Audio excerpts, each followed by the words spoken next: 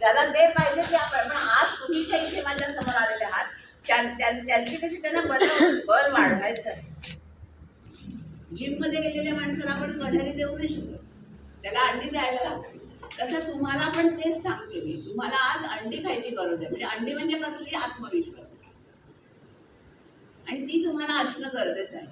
आणि कुठेही गेलं तरी आपण थांबणार नाही, चालत राहायचं. आजचा दिवस चांगला आला उत्तम आहे, आजचा दिवस नाही चांगला आला तरी पण रडत बसायचं नाही, तो पण उत्तमच आहे. कारण की तो आपल्याला काहीतरी शिकवून जातो. आपल्याला काय शिकवतो? तर उभं राहायला शिकवतो, ठामपणे उभं राहायला शिकवतो.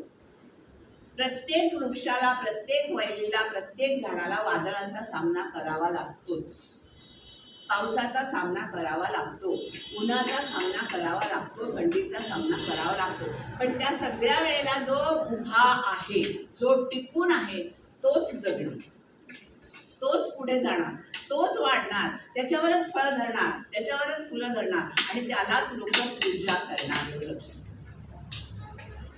आणि जर का तुम्हाला असं वाटत असेल की आपल्याला कोणीतरी चांगल्या रीतीने ओळखावं, आपली ओळख तयार व्हावी, आपला लोकांना उपयोग व्हावा, तर तुम्ही चांगल्या रीतीने काम करा.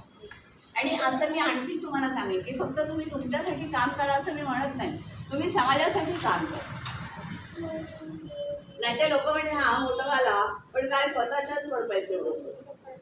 पण जर का तुम्ही समाजासाठी काम केलं तर समाजातला माणूस येईल तुम्हाला पाया पडेल.